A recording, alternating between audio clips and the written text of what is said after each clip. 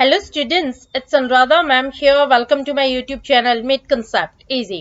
आज के video lecture में 3 टर्म एक्सप्लेन करने जा रही हूँ। पहली है पेडागोगी, दूसरी है एंड्रागोगी और तीसरी है हेटागोगी।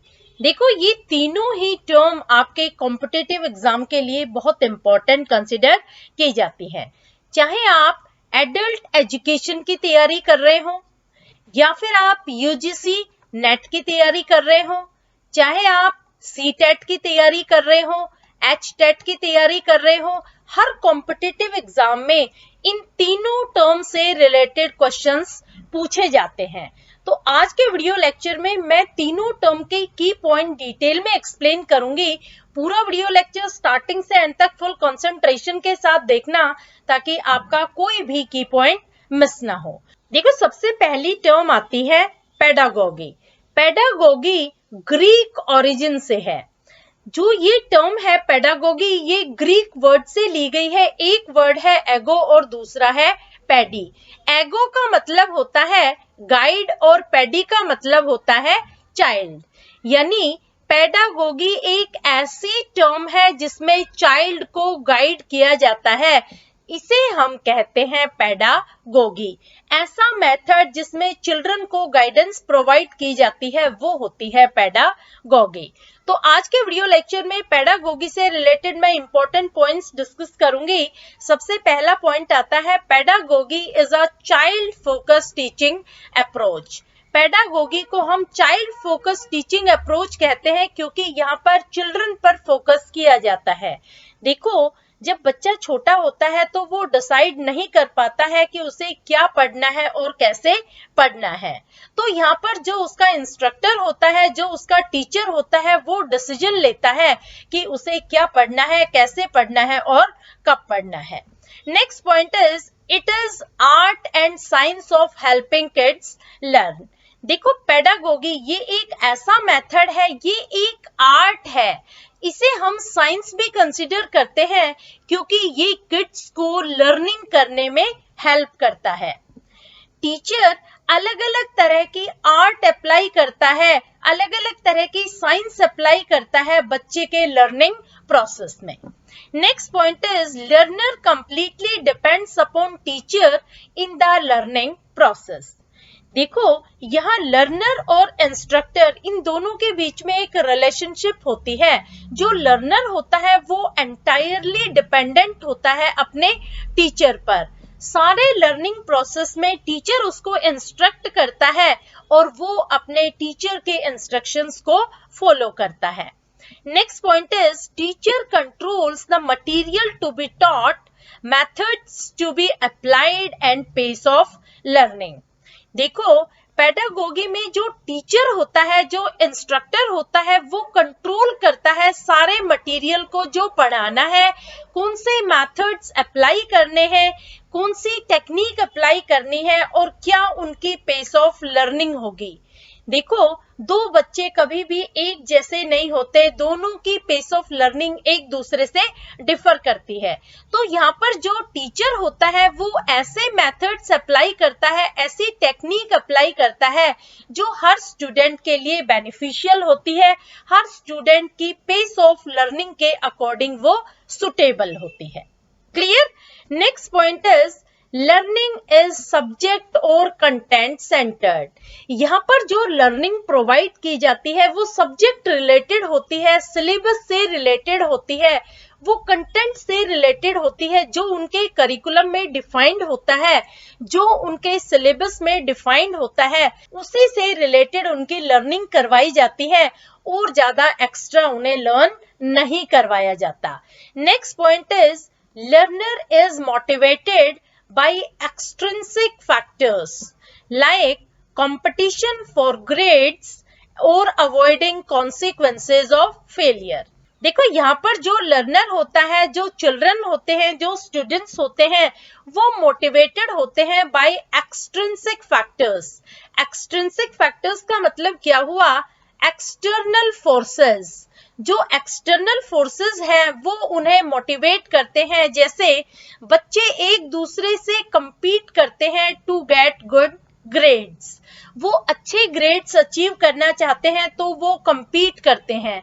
दूसरा, उन्हें डर होता है फेलियर का कि कहीं वो फेल ना हो जाए, फेल के कॉन्सिक्वेंसेस को वो अवॉइड करना चाहते हैं। तो यहाँ पर जो मोटिवेशन है वो एक्सटर्नल है, उनके पेरेंट्स उनके मोटिवेशन होते हैं, उनके टीचर्स उनके मोटिवेशन होते हैं, क्योंकि वो उन्हें रेनफोर्स करते हैं बाय पॉजिटिव और नेगेटिव फैक्टर्स से। तो यहाँ जो लर्नर है वो मोटिवेटेड है by extrinsic factors.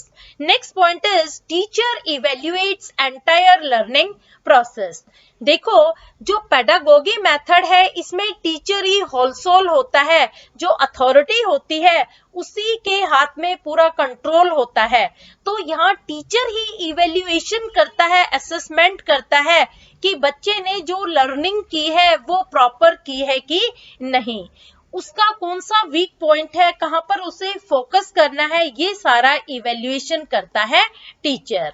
Next point is learner is not self directed and blindly follows teachers instructions.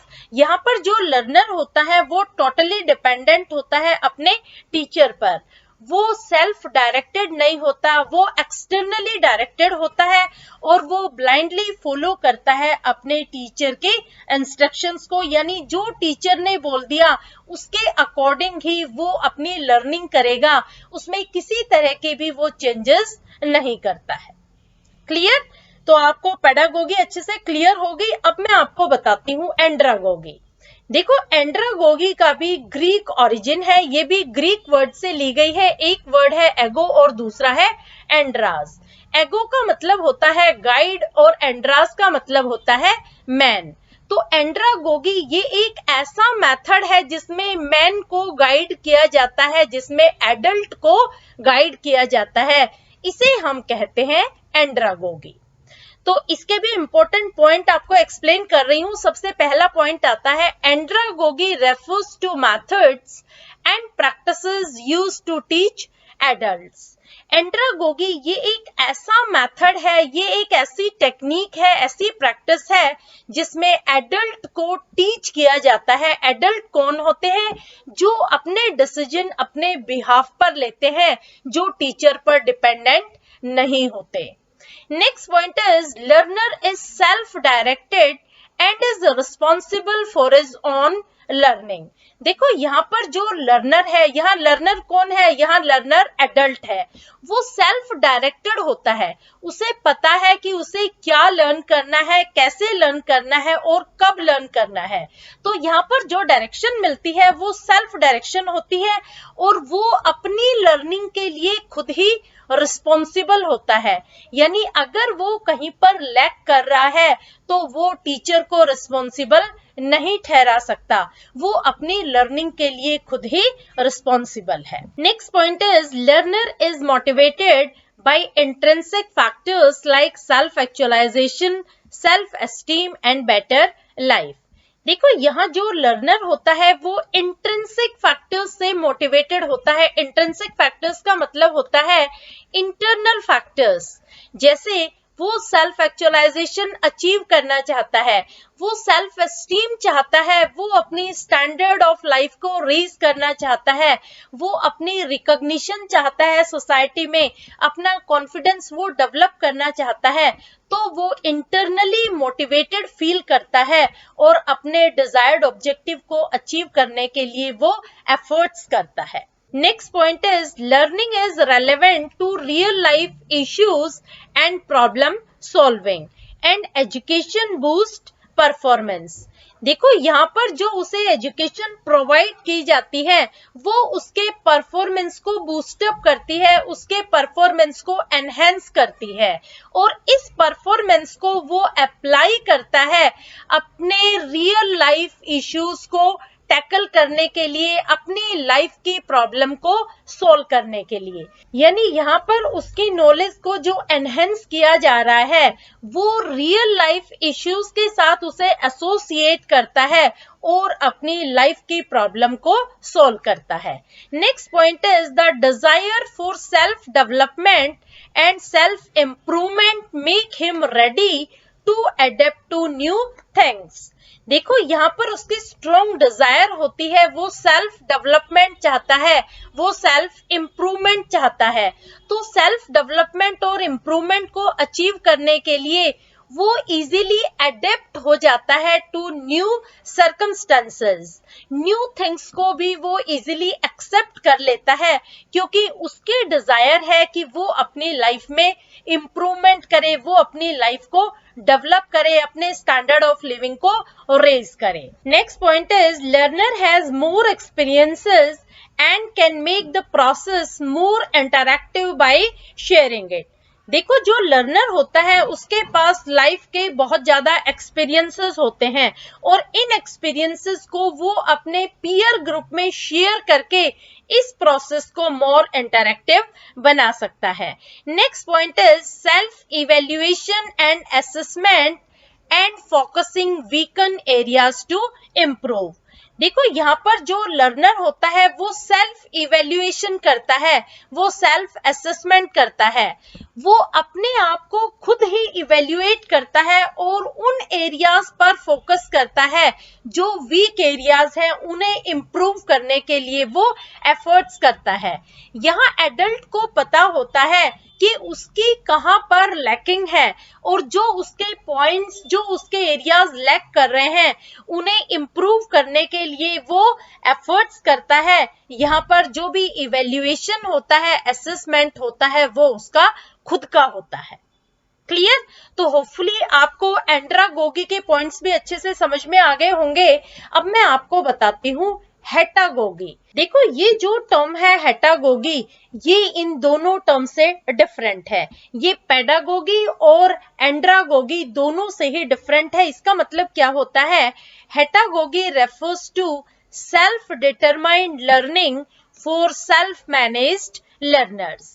देखो हेटागोगी का मतलब होता है, इसमें जो लर्नर होते हैं वो सेल्फ मैनेज्ड होते हैं और सेल्फ डिटरमाइंड होते हैं। यानी लर्नर को जो भी स्टडी करनी है वो सेल्फ मैनेज स्टडी है, और यहाँ पर वो फुली डिटरमाइंड है उस डिजायर्ड ऑब्जेक्टिव को अचीव करने के लिए जो उसने अपने माइंड में मेकअप कर रखा है। Clear? Next point is it emphasises on autonomy, capacity and capability. देखो ये 3 पॉइंट है, आपको ध्यान रखने हैं। पहला आता है ऑटोनॉमी, यानी यहाँ पर लर्नर के लिए फुल फ्रीडम है।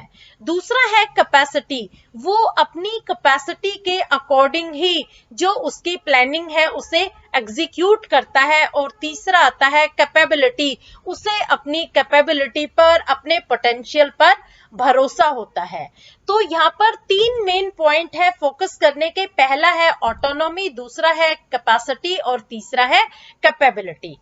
Next point is it encourages learner to find their own problem and questions to answer. देखो हेटागोगी इस टेक्निक में जो लर्नर होता है वो अपनी प्रॉब्लम और क्वेश्चंस फाइंड आउट करता है अपने ही बिहाफ पर, और उनके जो आंसर्स होते हैं वो खुद ही जनरेट करता है, खुद ही फाइंड आउट करने की कोशिश करता है। जो इंस्ट्रक्टर होता है वहां उसका कोई रोल नहीं होता। It requires learners maturity and least instructor role. इस मेथड में जो लर्नर है वो एक मैच्योर पर्सन होना चाहिए। यहाँ पर इंस्ट्रक्टर का बहुत कम रोल होता है, वो सिर्फ मटेरियल प्रोवाइड करता है। जो भी स्टडी करनी है वो सारा लर्नर अपने ही बिहाफ पर करता है। देखो इस मेथड में क्या होता है कि लर्नर अपनी क्रिएटिविटी अप्लाई करता है, इनोवेटिवनेस अप्लाई करता है, यहाँ एक्सप्लोरेशन होता है। तो यहाँ लर्नर एक मैच्योर पर्सन होना चाहिए। इमैच्योर पर्सन कभी भी एक्सप्लोरेशन नहीं कर सकता। Next point is it develops cognitive and Meta cognitive skills like creativity and innovativeness. देखो ये जो मेथड है ये डेवलप करता है कॉग्निटिव स्किल्स। कॉग्निटिव स्किल्स होती है इंटेलिजेंस, और मेटा कॉग्निटिव स्किल्स होती है क्रिएटिविटी, इनोवेटिवनेस, नोवेल्टी। तो यहाँ पर लर्नर की दोनों तरह की स्किल्स डेवलप होती हैं, कॉग्निटिव भी और मेटा कॉग्निटिव भी। Next point is learner thinks deeply about a problem and actions taken to solve it and gain insight. देखो यहाँ जो लर्नर होता है वो डीपली थिंक करता है किसी भी प्रॉब्लम के बारे में और जो एक्शंस उसने लिए हैं उस प्रॉब्लम को सॉर्ट आउट करने के लिए, रिजॉल्व करने के लिए, उन एक्शंस के बारे में वो डीप स्टडी करता है और उसे होता है इंसाइट गेन। इंसाइट गेन कैसे होता है? जब एक पर्सन किसी भी प्रॉब्लम और एक्शन के बारे में डीपली स्टडी करता है तो उसे उस प्रॉब्लम और एक्शन के बारे में डीप और एक्यूरेट अंडरस्टैंडिंग हो जाती है और उसे इंसाइट गेन हो जाता है। इंसाइट गेन होना मतलब होता है स्ट्रॉन्ग परसेप्शन, यानी उसका जो परसेप्शन होता है वो स्ट्रॉन्ग हो जाता है, वो चीज को बहुत गहराई से सोचता है, तो वो प्रॉब्लम को और जो एक्शन उसने लिए हैं प्रॉब्लम को रिजोल्व करने के लिए उसके बारे में वो डीपली अंडरस्टैंड करने लग जाता है। Next point is learner shape his own learning path by exploring novel things. देखो यहाँ जो लर्नर है वो एक एक्सप्लोरर है, उसका नेचर क्या है? वो नई से नई चीज इनोवेट करता है, एक्सप्लोर करता है।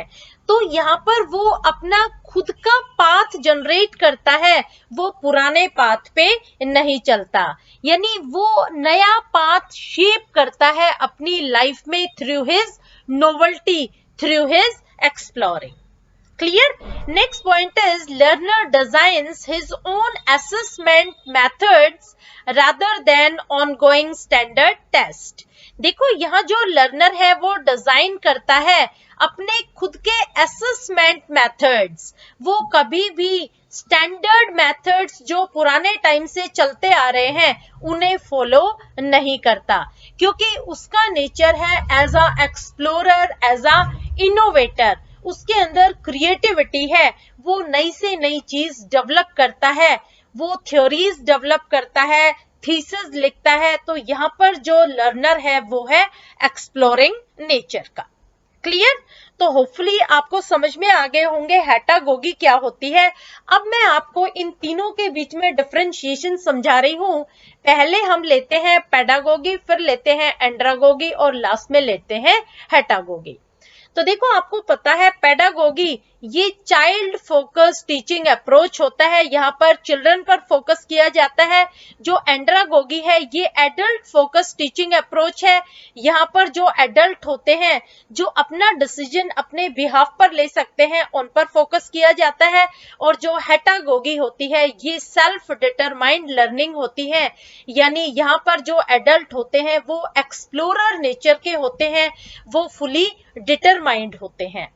Next point is teacher controls learning experiences. Pedagogy में फुल कंट्रोल टीचर के हाथ में होता है, इंस्ट्रक्टर के हाथ में होता है, लर्निंग एक्सपीरियंसेस को टीचर कंट्रोल करता है।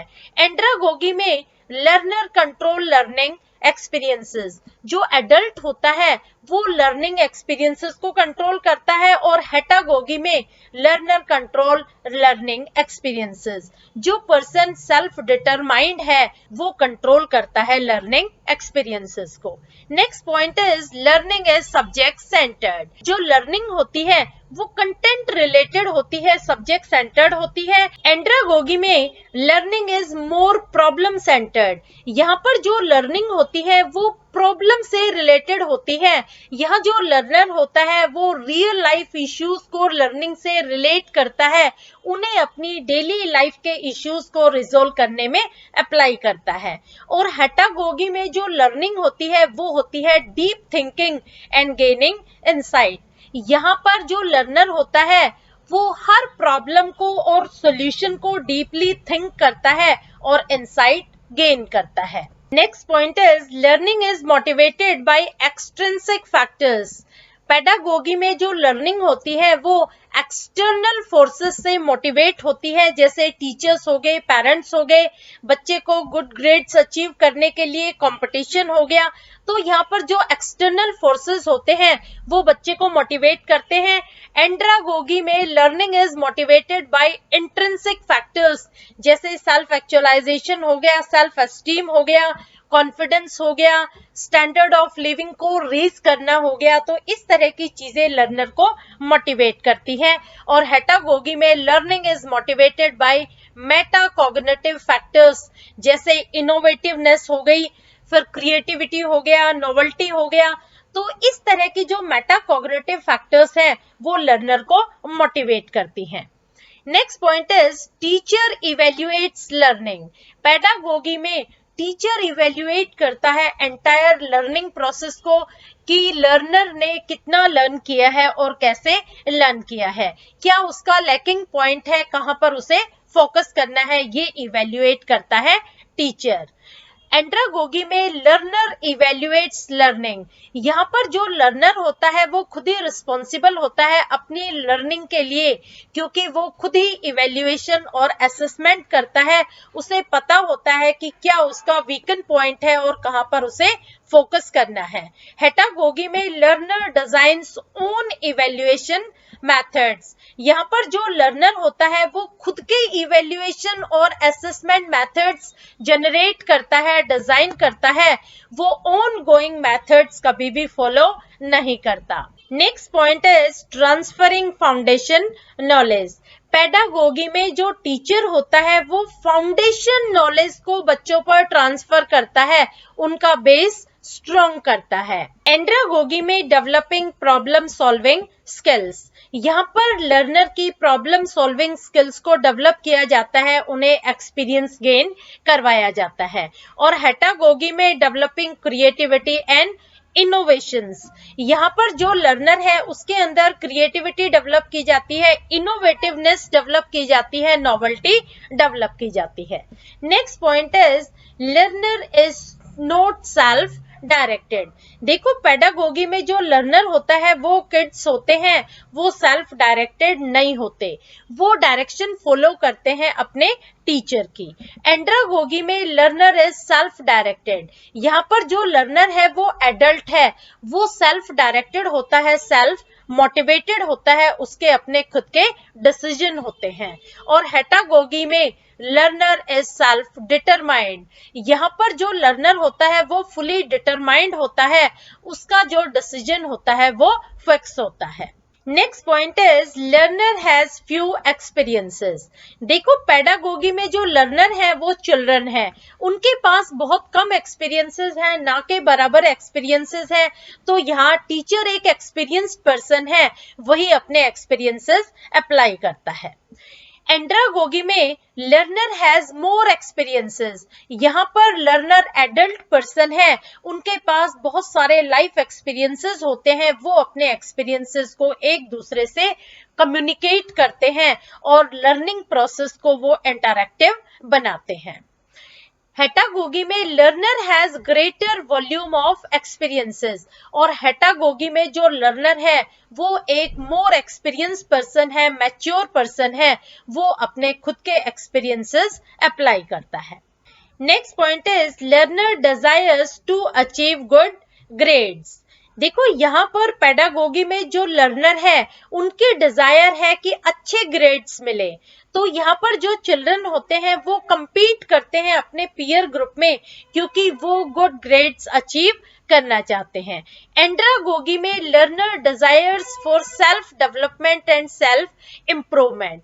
यहाँ पर जो लर्नर है वो अपनी स्टैंडर्ड ऑफ लिविंग को रेज करना चाहते हैं, वो सेल्फ का डेवलपमेंट चाहते हैं, सेल्फ का इम्प्रूवमेंट चाहते हैं, वो अपना सेल्फ कॉन्फिडेंस डेवलप करते हैं, वो सेल्फ एस्टीम और सेल्फ एफिकेसी अचीव करना चाहते हैं, ये उनकी स्ट्रॉन्ग डिजायर होती है।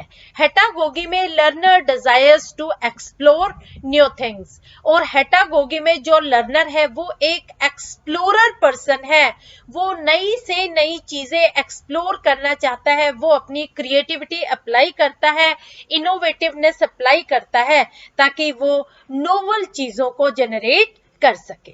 क्लियर? तो होपफुली आपको पेडागोगी, एंड्रागोगी और हेटागोगी से रिलेटेड सारे की पॉइंट्स क्लियर हो गए होंगे। Please like my video lecture, share it with your friends, subscribe my channel. और देखो जो नोट्स मैंने आपको एक्सप्लेन किए हैं, इन नोट्स के लिए आप ज्वाइन कर लेना मेरे टेलीग्राम ग्रुप को, ये लिंक है मेरे टेलीग्राम ग्रुप का। Thank you so much.